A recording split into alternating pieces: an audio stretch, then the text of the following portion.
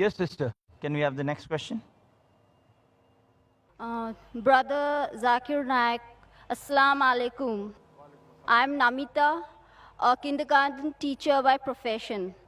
First of all, let me congratulate you for all your commendable work in spreading the message of peace, love, and brotherhood.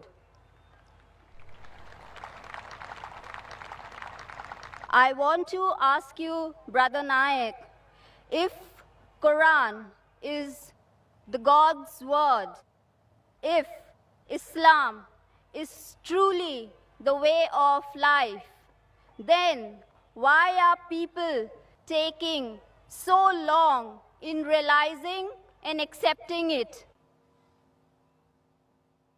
Sister, that's a very good question. Quran is the word of God.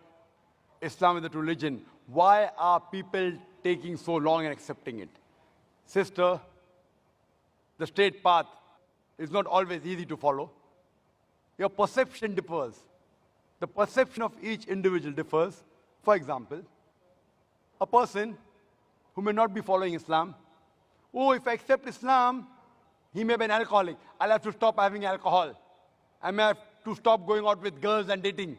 So then that will prevent him. So what he thinks, okay, fine, Islam may be good, but I don't want to stop my alcohol. I don't want to stop going out flirting with girls.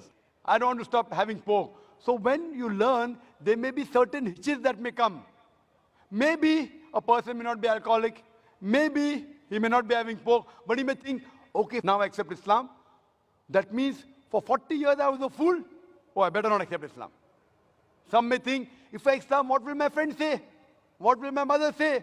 What will my father say? So all these obstacles, sister, only if you can overcome these obstacles, can you accept the truth.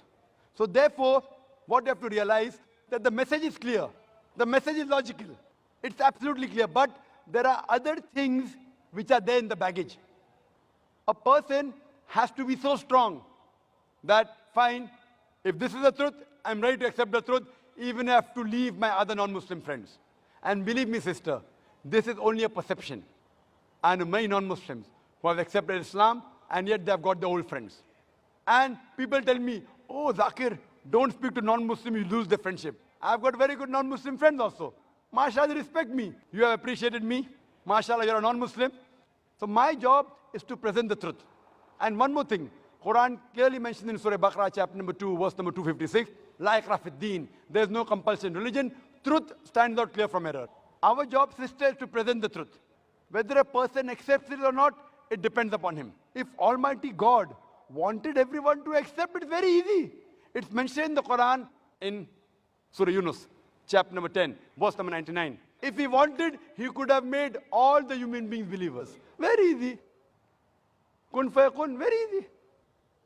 But where is the test? Allah says in the Quran, in Surah Mulk, chapter number 67, verse number 2, Allazi khalaqal mawta wal hayata. It's Allah who has created death and life to test which of you is good in deeds.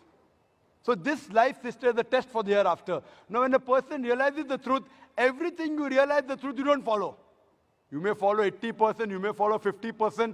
There are very few people who follow 100%. Even all the Muslims don't follow 100%.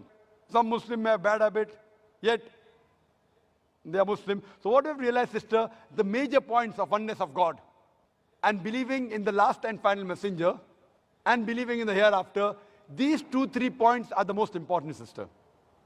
And that's the same thing I'll tell you, sister. You ask me the question, I'll ask you the same question. Then what is taking you so much time to accept the truth, sister? Dr. Zakir Naik, I would just like to tell you something, that here, with your blessings, I accept Islam and repeat the kalma, La ilaha illallah, Muhammadur Rasulallah. MashaAllah, sister, may Allah bless you. And may Allah come to Jannah, inshallah. Sister. And welcome you, sister. And may Allah subhanahu wa ta'ala bless you and grant you Jannah. Ameen.